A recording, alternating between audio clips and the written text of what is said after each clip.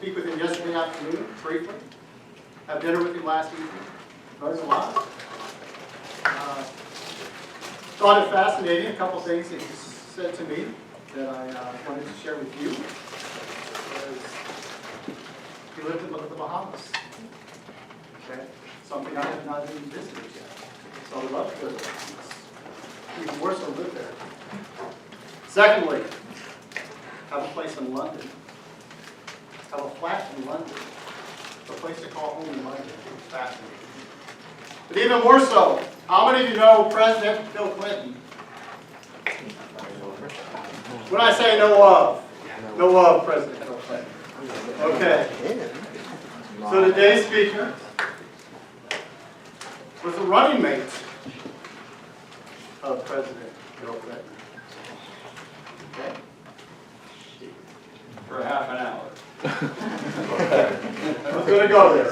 So I first want to watch the faces, just to kind of see how that goes.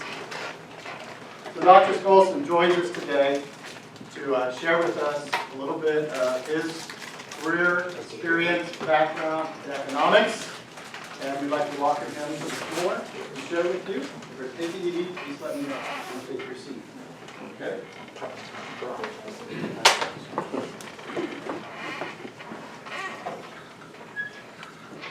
Well, it's a pleasure to be here.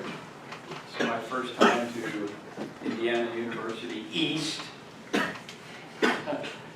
Been to 77 countries, lived in 6, and did have 3 homes until this year. I have a home in California, a home in Florida, and a home in New York. So which one is my residence, my official residence? Florida, of course, because it's a tax haven. It's a state tax haven. So Florida is my preferred residence. And I did live in the Bahamas for 2 years. Life in living color.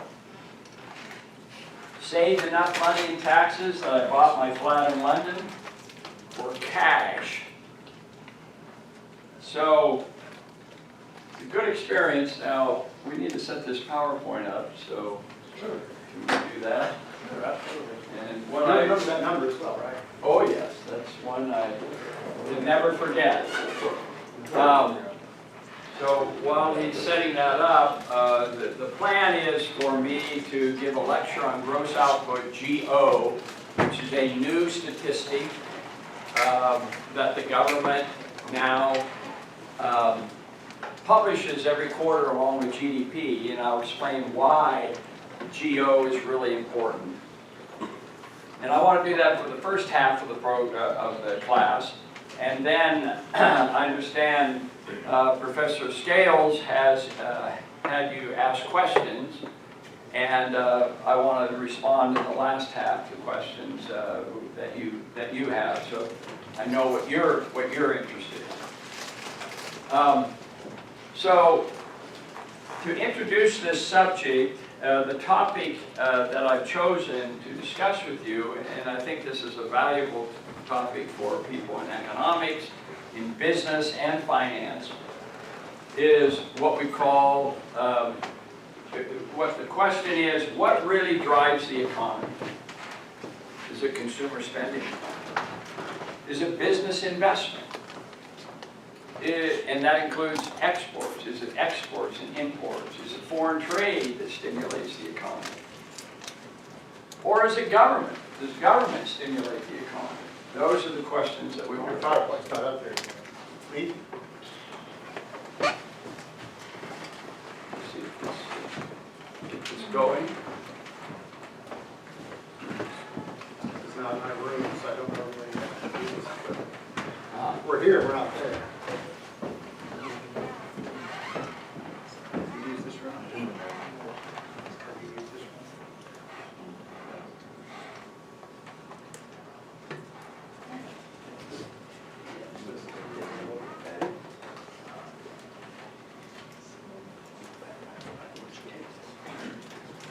Well, while we're waiting, a couple of you asked the question, why did I choose economics? Do you remember who asked that question? Any of you remember? Okay, why one, maybe two of you. So I chose economics as a topic because, like many of you, I had many interests. I'm interested in writing, journalism. I'm interested in money and finance. I'm interested in politics. So there's a lot of different types of philosophy as well. And I found that economics touches on each of those areas. So, and the other thing is, I took a class in economics in high school, and the class was taught so poorly by the teacher that I said, I, as a high school student, could do a better job than that teacher. So I decided right then and there in high school what my major would be. So I got a bachelor's degree, a master's degree. I got a PhD in economics, all in economics, at George Washington University in Washington, D.C. And it was interesting that I took all of those courses over a 7-year period of time and never took a class in personal finance, business management, or accounting. Now that shows you how narrow economics can be, sadly. Now today, I think if you take a course in economics, hopefully you do learn, thank you, you do learn about accounting and so forth. Delighted with the background of Professor Scales being a former banker. So that's great experience in finance and accounting, and for you to teach economics, I think it's a really valuable, you should take advantage of of his background. So there we have the question, what drives the economy? So maybe thinking about this in your mind, which one of these is the most important? So we're going to start off by asking you a question. In terms of what drives the economy, which one makes more sense to you? Say's law or Keynes's law? Now, Say's law says supply creates demand. Jean-Baptiste Say was a French economist who lived back in the 18th, 19th century. John Maynard Keynes. Keynes' law says demand creates supply. Demand creates supply. And he was a 20th century, largely a 20th century economist. So don't think about it too much, just your gut feeling. By a show of hands, how many or more do you think in the Keynes camp that demand creates supply? How many of you, by a show of hands, think that makes more sense? Okay, so looks like a majority of you raised your hand. How many of you think, no, Say is right, it's supply that creates demand? How many would fit into that category? Okay, one student? 2, 3? Okay, there's a few of you. So, and this is a traditional response. Most people say, hey, people have to demand the product, or why would it be created? You can produce all the widgets you want, but if nobody buys them, what's the point, right? I assume that's your argument. And that makes a lot of sense. On the other hand, I demand to be able to fly from Indianapolis to San Francisco. Now, let's skip San Francisco. That's not where we're going to anymore. It used to be the greatest. Let's say Hawaii. Okay. I would like to go from Indianapolis to Hawaii in 1 hour. How many would like to see something like that? Okay, because that means tremendous advances in flying, right? Airplanes. But is it supplied? You demand it, but is it supplied? Not yet. Now, it might be in the future. So, there's some problems with both of these, aren't they? That demand creates supply. Well, sometimes it does, sometimes it doesn't. Supply creates demand. Well, not always. Not everything is demanded that you produce. Okay, but we're actually going to revisit this question after I'm finished with this slide presentation. So first of all, consumer demand. Many of you think maybe consumption drives the economy, and in fact you will read in the papers, this is the Wall Street Journal, but it's every month, this kind of statement is made. Household spending generates more than 2/3 of total economic output, so sturdy consumer spending should translate into economic growth. People buy more, businesses will produce more, and that stimulates the economy. Everybody agree with that? Does that make sense? Okay. However, there are people who say, no, it's government. This is from the New York Times, that dwindling government spending also held back growth. So for those, how many have taken an economics course or are currently taking an economics course?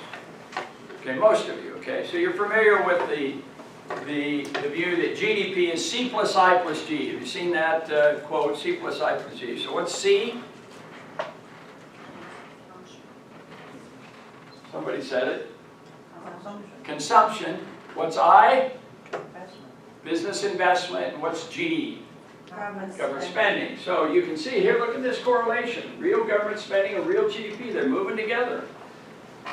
Suggesting possibly that one is a correlation of the other. Now, it's not always true. Correlation is not always causation. That's a logical fallacy in economics.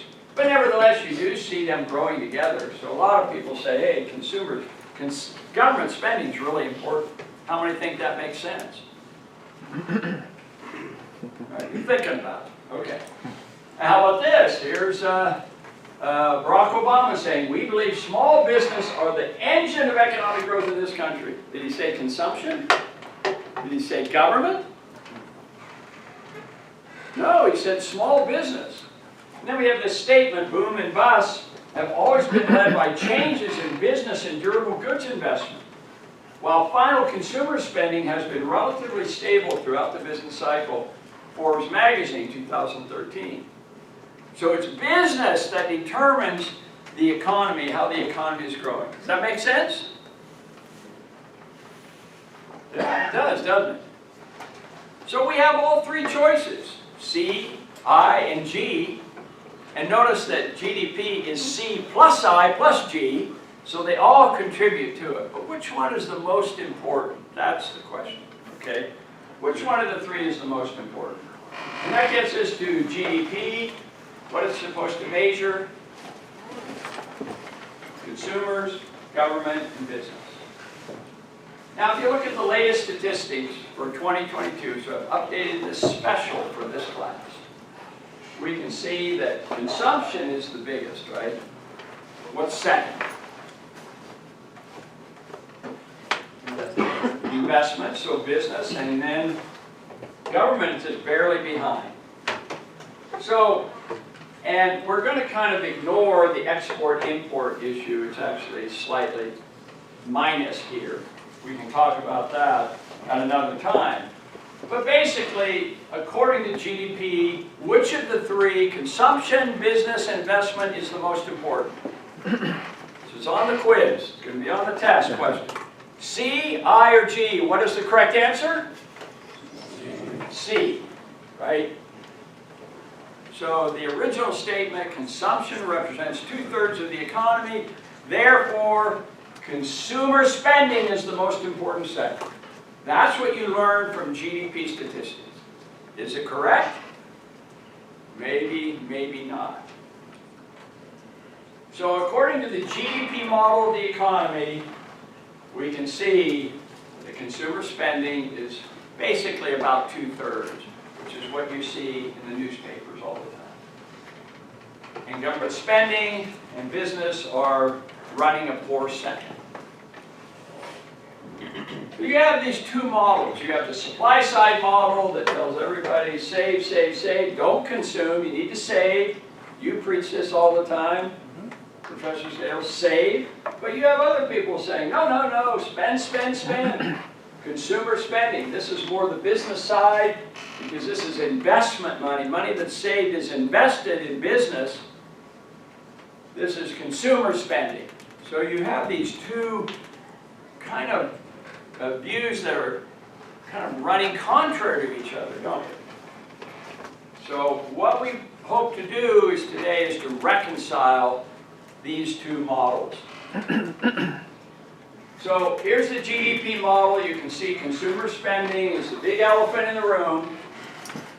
Government and private investment are small.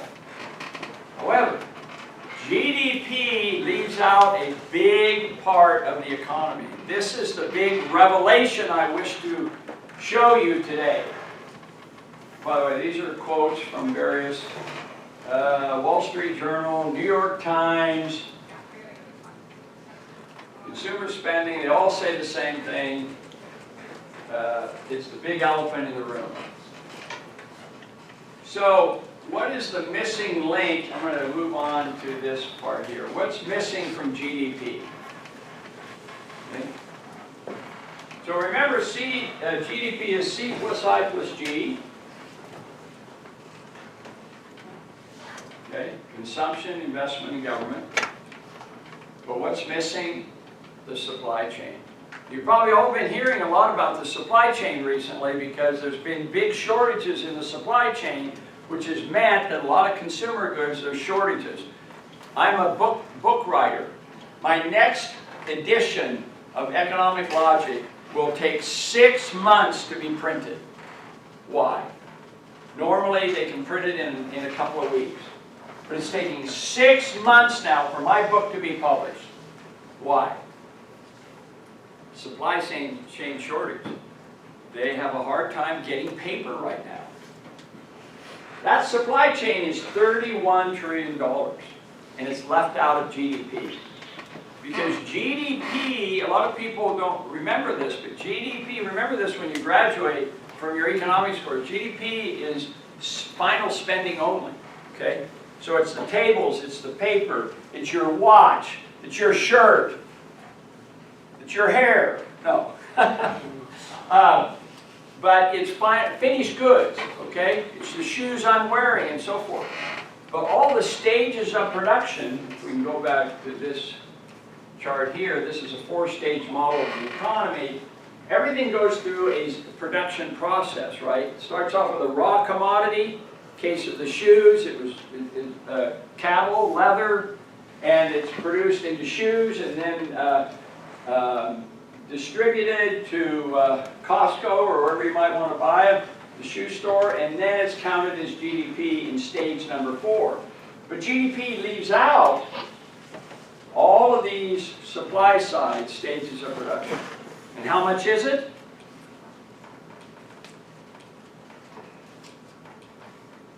$31 trillion is left out of GDP. This is spending by businesses to bring the production process so that you can all have your hats and your shirts and your iPhones and your clothing and so forth, right? So we got to count that.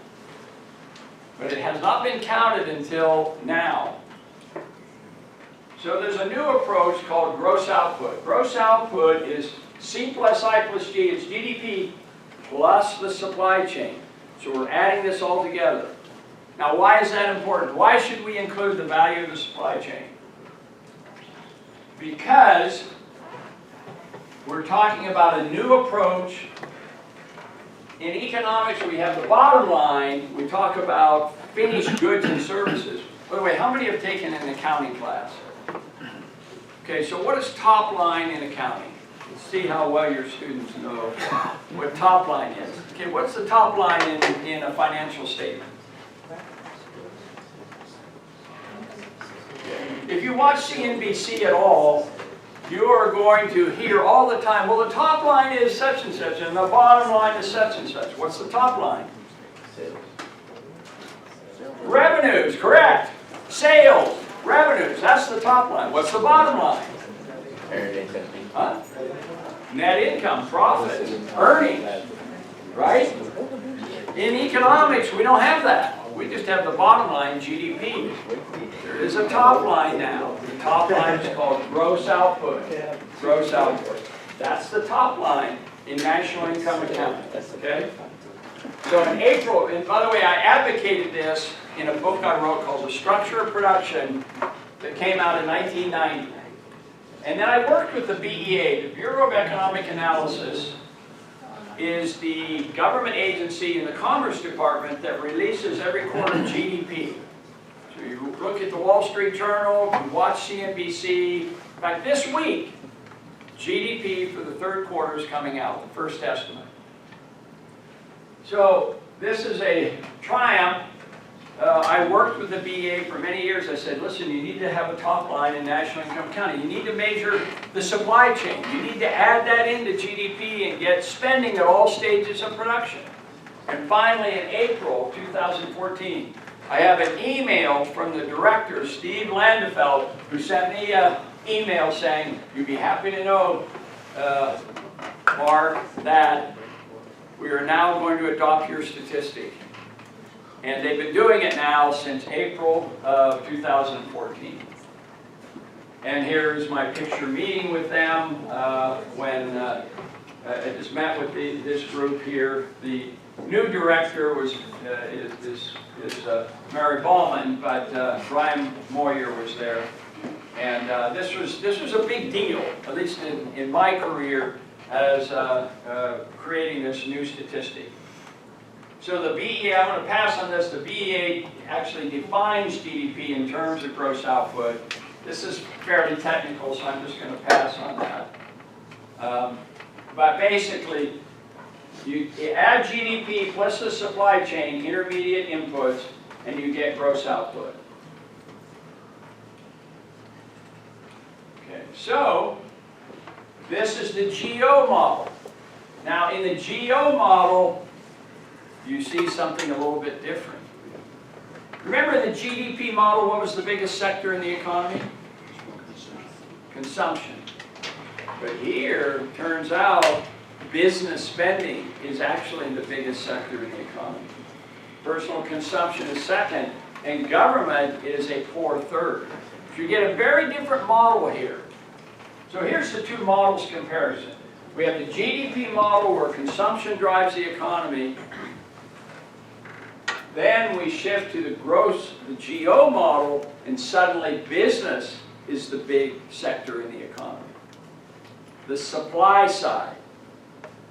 This is more demand, this is more Keynes's model, this is Say's model.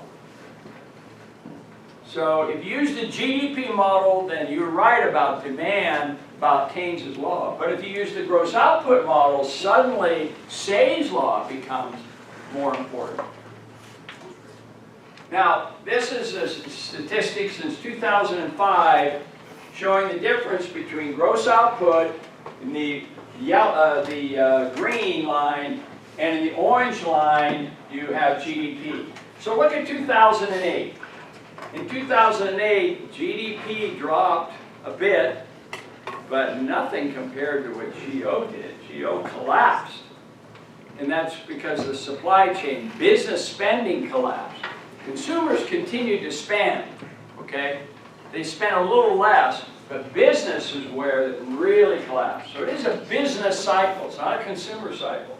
And then both of them collapsed in the lockdown during 2020. You can see this demonstrates the stupidity of the lockdown. Look at this. If this had continued, we would have been in a Great Depression. This is a Great Depression kind of model. And it was a total disaster by our government authorities to lock down the economy during the pandemic. I don't think it's going to happen again. They all look at this chart. And they say, oh my gosh, that's a heart attack. This almost killed the patient. So here's an interesting chart. So what I've created is a B2B spending. Does anybody know what B2B means? B2B, what does that mean? Business to business spending. So I created a B2B spending chart, and notice that it's much bigger than consumer spending. So consumer spending is really only about a third of the economy if you look at the GO statistic. It's important, but it's not the big elephant in the room. The big elephant in the room is business spending, and look how much more volatile it is than consumer spending. Consumer spending is relatively steady, but business spending is where it's at. So if you want to study what's happening in the economy, you better watch what's happening with the business sector. Consumer spending is pretty boring most of the time. Retail sales are going up and up and up. It doesn't really go up and down very much. So Wall Street, this is a message for finance people. Retail sales is not a leading indicator, but business spending is. So what is the key to financial success? Spend all you can. How many have spent their entire credit card limit? How many are at your credit card limit right now? If you are, you're in big trouble, right? Spend all you can, or is it earn all you can? Is it save all you can? Well, let me tell you, after years of experience in this business, and Professor Scales will confirm this, the people who save regularly and spend less and invest the difference become financially successful. But those who are overspending all the time and living paycheck to paycheck, they're in big trouble. And that's pretty basic.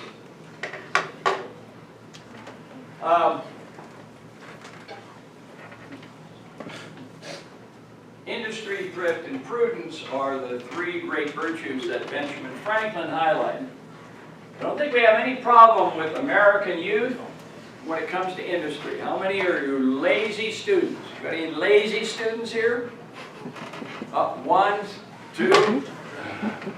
You're a lazy student? I don't think so. You're here. You're hardworking. Okay? Americans don't have a problem with industry. My wife and I spent time even with people who were on welfare in Yonkers, New York. And I can tell you, they did not sit on the couch. They all had a job. It was a black market job. It was in cash.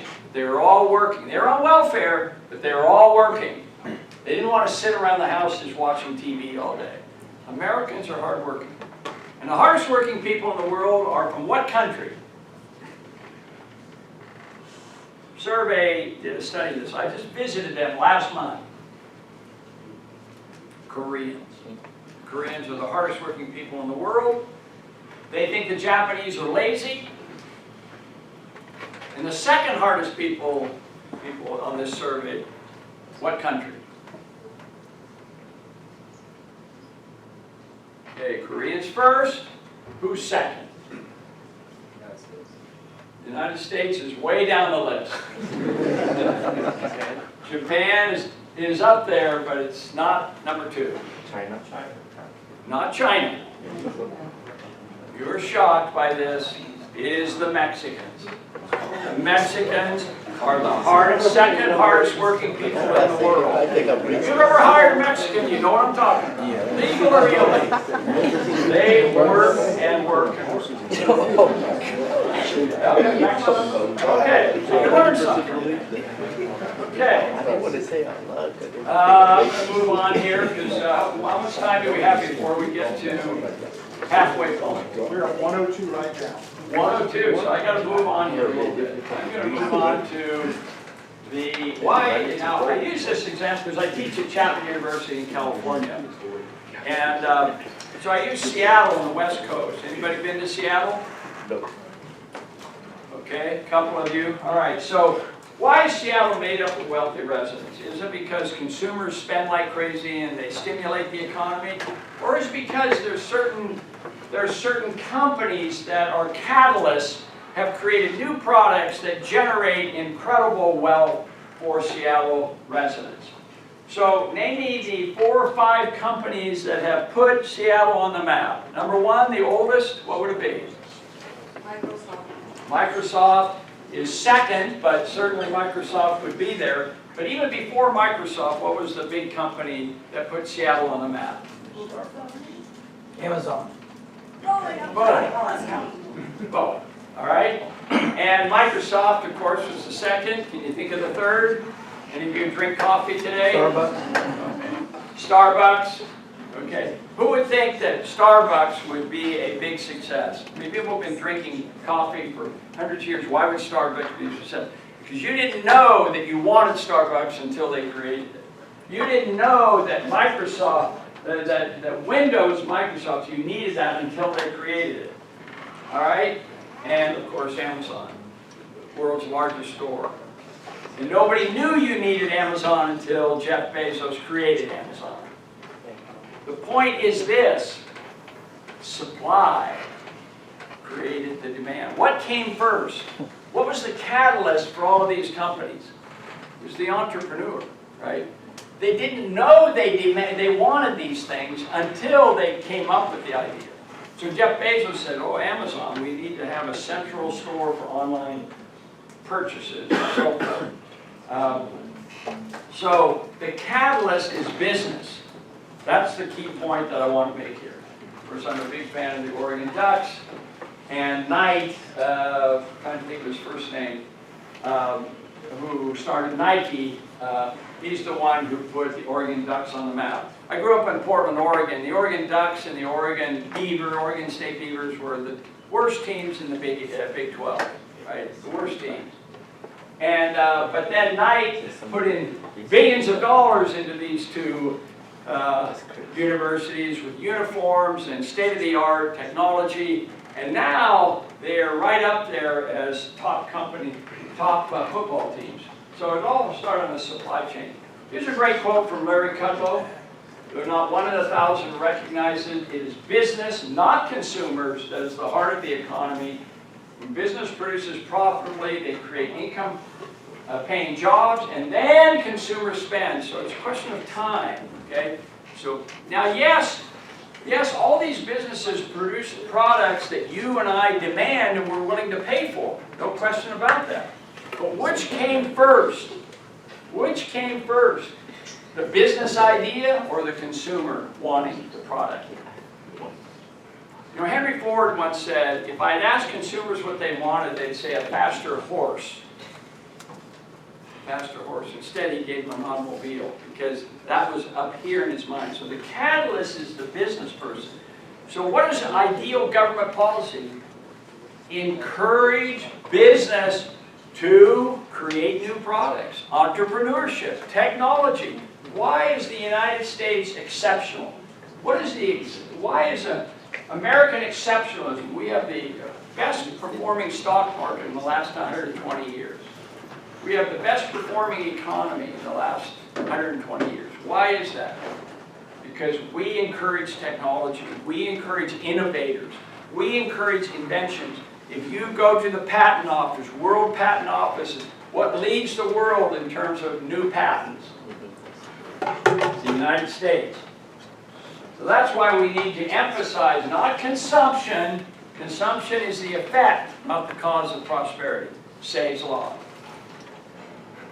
What ultimately drives the economy? What is the cause of job creation? New products and services, a higher standard of living, and taxes to pay government workers. It's business, entrepreneurs, capital investment, stocks and bonds. Where is this? On the supply side or the demand side of the economy? Supply or demand? Keynes' law or Say's law? Say's law.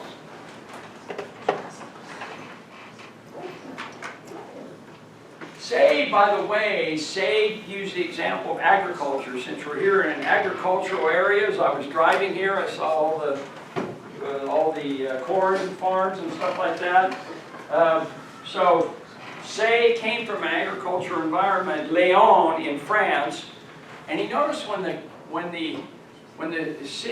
town had a bumper crop of corn and wheat, everybody was prosperous, everybody was spending money. But when there was a famine and a shortage, everybody was poor. Nobody was spending. Everybody pulled back. So supply created demand. An increased supply created more demand. That's the thesis. And I know it's counterintuitive, but Say used it as a very powerful example.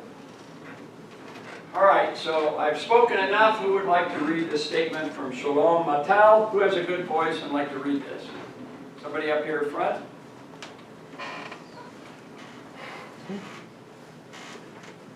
Want to read it? Why not? Okay. Government succeeds only if business succeeds. the health and wealth of a large number of individual businesses, small, medium, and large, determine the economic health and wealth of a nation. When they succeed, managers create wealth, income, and jobs for a large number of people. It is business that creates wealth, not countries of governments. Should say or. Oh, yes.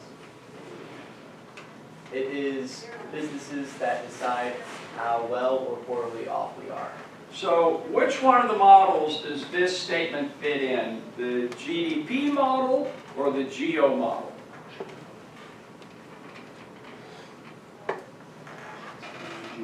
Remember, what's the big elephant in the room in the GO model? All right, so which one does this conform to? The GO model, right? So if we're going to count spending at all stages of production, that's the GO model. I'm not throwing GDP out. It's the bottom line, and it's a good measure of the standard of living, and we continue to use it. But GO is a better model to describe what is happening throughout the economy, including the supply chain. And business is the key factor here. So anyway, these are quotes from other economists about the GO statistic. I'm not going to bore you with all these great quotes, but I will tell you that we have Nobel Prize winners like William Nordhaus. We have others. This is the book that I wrote in 1990, which advocated gross output. So this is my contribution to technical economics, if you will. So this is my contact information, and so thank you very much. This is my presentation on GO.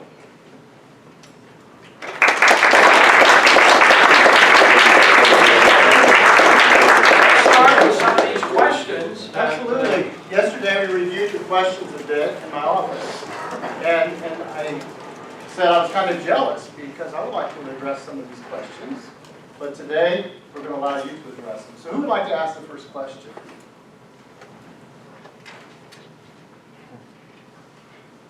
Don't be shy. Yeah, right here. Other than Adam Smith, what economists do you think influence history? Good or bad? Other than Adam Smith, what economists influenced the world the most?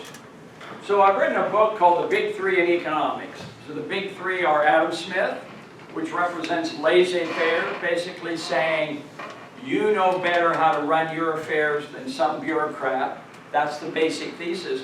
But when he said it, it was very powerful. And he also advocated free trade. And free trade is one of those areas where the economists have really been successful. Today we have free trade. Yeah, there's the Donald Trumps of the world and so forth, and there are people here in Indiana who say, oh, this is terrible that all these jobs have gone to Mexico and Japan and so forth. But you can't stop progress. They're called Luddites in history. The Luddites are the people that burned textile factories because they didn't want to see progress. Life is full of change. Never forget this, students. You're all going to change. And very few of you are going to stay with the job that you get your very first job. You're going to move on. And sometimes you're going to be fired. Okay? I've been fired several times. And as long as I survived, it's a good thing. I look back and say, well, that was good because I was able to do this or that. So that's the Adam Smith model. The two others that have been heavily influenced, and they've all had influence, big time, is Karl Marx and Marxism and socialism. I talked about that yesterday in my lecture. What's better than democratic socialism? And the answer is democratic capitalism. Because democratic socialism is sharing the poverty, democratic capitalism is sharing the wealth. So that's just a summary of that argument. But Marx has had a tremendous influence in philosophy, in history, in economics, in sociology, in English literature. Very pervasive influence, and it's never going to go away. You're always going to deal with Marxist doctrines and philosophy. And then the third one is Keynes, John Maynard Keynes. So you basically have a spectrum, okay? So you have Adam Smith on one side, laissez-faire, limited government, small government, let people make their own decisions, okay? And on the other side, you have Marxism representing totalitarianism. President Xi of China is your classic example, or North Korea. But China is a better example because of their influence and power. But President Xi, dictator, totalitarianism, communism, and so forth. And then in the middle is the big government welfare state, which is what Keynes represented. So Keynes advocated intervention at the macro level, Federal Reserve injecting money, TARP financing during a crash and so forth. So you have all of these three types of models. Now I use the totem pole approach rather than the political spectrum of right and left. I use the totem pole approach, so my top guy is Adam Smith, next is Keynes, and low man on the totem pole is Marx. So that's my approach in my book, The Big Three in Economics. Another question? Did you say you had one? Yeah? Yeah, so if the President of the United States came to you and asked, like, what he should do to help fix the economy that we're in right now, what's the first thing you tell him to do? Well, we need to move toward the Adam Smith model. That's what I would advocate. So there's too much government intervention, too much debt. We're not living within our means. We have full employment right now. We have labor shortage. We have full employment. Even under the Keynesian model, they believe we should have surpluses right now. Instead, we have $1 trillion deficit. I mean, at some point, especially with these interest rates going up, we're facing a financial crisis because we're paying more and more debt just to pay interest on the debt. Where does that money go? Who gets the interest on the debt? You guys get it? Are you investing in bonds? No. It's wealthy Americans. You know, we have all this stuff about inequality. Well, whether it's Democrats or Republicans, huge increase in the national debt. This is a disaster because it's basically taking money out of taxpayers' hands and paying wealthy people to collect interest on the Treasury securities. It's institutions and wealthy investors who own most of the bonds in this country. My belief is that we need to get control of government spending. This means you got to make change. You're going to have to lay off federal workers. Let me tell you something. The Department of Education. Is there any one good thing the Department of Education has done in this country? Now I know because my wife and I have had to deal with the Department of Education. And I'll give you an example. Mercy College, you've never heard of in New York. Mercy College. Mercy College gets a $500,000 grant from the federal government. What are they going to use that money for? Are they going to pay teachers more money? Are they going to help students out? No, the money went all to administration. All of it. $500,000. Now I know that's not a lot of money, but multiply that by many times the Department of Education, which has billions of dollars in its fund. I haven't met a single person who thinks they do really wonderful stuff, except they build nice big buildings and they house administrators. So I think there's a lot of ways that we could cut back on. And finally, the Federal Reserve. The Federal Reserve, which is in charge of monetary policy. Can we please just have a stable monetary policy? Stop this raising rates dramatically, cutting rates dramatically. Can we just have a stable monetary policy, please? And that would do wonders to stop the business cycle up and down like crazy. Now, I know it's a tall order and the Fed has a tough time making this decision. But once they've tightened money and they've slowed down the economy, can we get back to just a stable policy? But it would probably mean they'd be out of a job, right? So I'm not holding my breath that the Fed will do something. But those are just some of my ideas. In my latest I put out a monthly e-letter. If you go to markskousen.com, markskousen.com, and you look under my Skousen Cafe. It's a free e-letter, so you can see what I'm saying. In the last issue, I referred to a Nobel Prize winner, Finn Kindland, who gave a talk, or I was in Oslo, Norway, last couple weeks ago, he gave a talk and he highlighted 3 countries that have gone from nothing to being the best in the region. First one was Hong Kong. It went from nothing to, in a generation, to being the #1 per capita income country, this little island called Hong Kong, okay? And then it highlights Ireland in Europe, who went from nothing to being the top GDP growth rate in Europe. Ireland, okay? And third, Africa, Botswana. Botswana went from nothing to being the best performing economy in Africa. And they all had one thing in common: stable policy, stable judicial system, rule of law, but they had a flat tax, low flat tax, and they didn't keep changing it every 3 years. You know, in the United States, we change our tax laws every 3 years, and it's crazy. But in Hong Kong, same tax rate, 16.5% since 1960. No changes. 16.5%. Now, does that allow businesses to prepare and look into the future and be long-term oriented?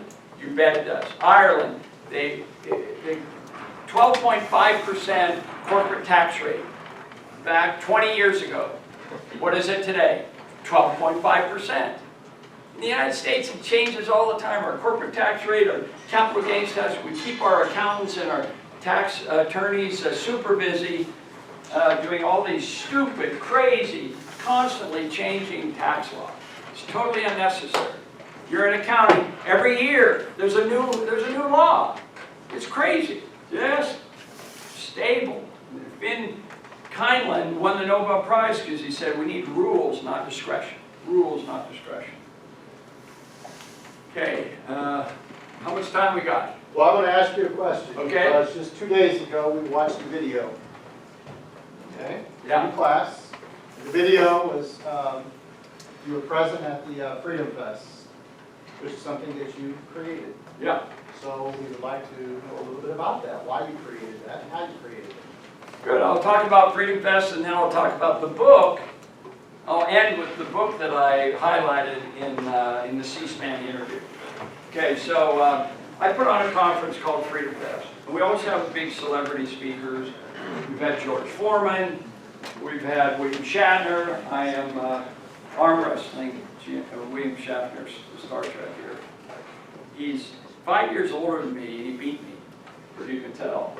Kind of pulled me down. He was really strong, really impressive. John Cleese, the British comedian, we had him just this year. And we had John Mackey and Kevin O'Leary. How many watch Shark Tank? How many know who Kevin O'Leary is? He was great. He was fantastic. So we have big celebrity speakers. It is a Renaissance gathering. We normally meet in Vegas, but lately we've been moving around because of the lockdown.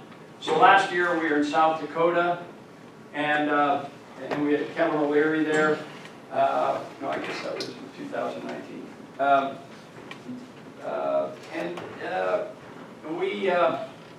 This year we're going to be in Memphis. So I think that's the Renaissance Convention in Memphis, Tennessee. So Freedom Fest is, we have 2,500 people who show up.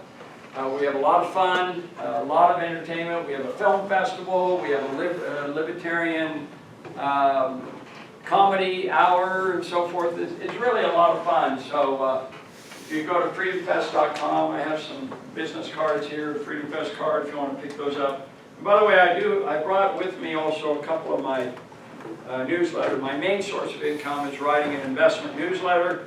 So I'm an applied economist. It's called Forecasts and Strategies. So pick that up on the way as you get some drinks and food. And let me just end by talking to you about my most, several of you asked what's my most, I've written about 25 books. which one of my books is the most, that I'm most proud of. And that would be this book called The Making of Modern Economics. I mentioned before the big three in economics, so this is an expanded version of this book. It's in its 4th edition, published by Routledge, and it's meant to be, it's the only history of the great economic thinkers that actually has pictures, portraits, stories, that really goes into detail about individuals and their lives. So it's been a big hit in a lot of classes. I have some headlines that I think are kind of fun. My chapter on Adam Smith is called It All Started with Adam, okay, kind of a biblical reference. My chapter on Marx is called Marx Madness. We'll play on March Madness. It doesn't translate very well in foreign, but I should tell you very quickly. So this has been translated into Chinese. My chapter on Marx is called Marx Madness Plunges Economics into a New Dark Age. So you kind of know where I stand on Marx, right? So I was wondering, how are the Chinese going to translate this and get this through their censors? President Xi looking at this saying, oh, we're not going to allow this book to be published. Well, I asked the Chinese translator, I said, so what is this first chapter title? It translated out of Chinese. He says, oh, it's Karl Marx and Classical Economics. So they changed the title completely from my Marx Madness title. Karl Marx and Classical Economics. But then he said, but every word of the chapter inside the chapter is exactly the same. And I rip Marx apart. I'm very critical of Marx in this book. So that was kind of fun. So the Austrian school is called Out of the Blue Danube. Keynes is called the Keynes Mutiny. And Milton Friedman's called Milton's Paradise. So I have a lot of fun with the titles that you might find of interest. So if any of you are interested in my books, go to skousenbooks.com. I'll show you that, let's see, right here. Skousenbooks.com, where you can get at a discount to purchase my books. I know students don't have a lot of money, so I offer discounts for my books. I never give out free books because free books are not bought or not read. Right? If you pay for it, you're probably going to read it. Good chance you're going to read it. But if you get a free book, you may not read it. So that's why I encourage people, and I do offer a cheaper price. So to end on that, the date is March 9th, 2001. Right? March 9th. Yeah, the number on the board, Dustin. March 9th, 2009. And here's why that's important. That's my pub date for this book, The Making of Modern Economics. Okay? And who's the hero of my book? Adam Smith. This is the statue of Adam Smith in Edinburgh. Okay? Well, guess when The Wealth of Nations, Adam Smith's book, was published? Do you know what year it was published? The Wealth of Nations, the most influential book in economics. You know what year it was published? It was, let me give you a hint. It was the Declaration of Economic Independence. So what year? 1776. 1776 was when Adam Smith's Wealth of Nations was published, pretty significant. And March 9th is my pub date for this book, right? March 9th, 1776 is when Adam Smith published his book in 1776. So I knew that I was onto something by making this guy my hero. Thank you all very much.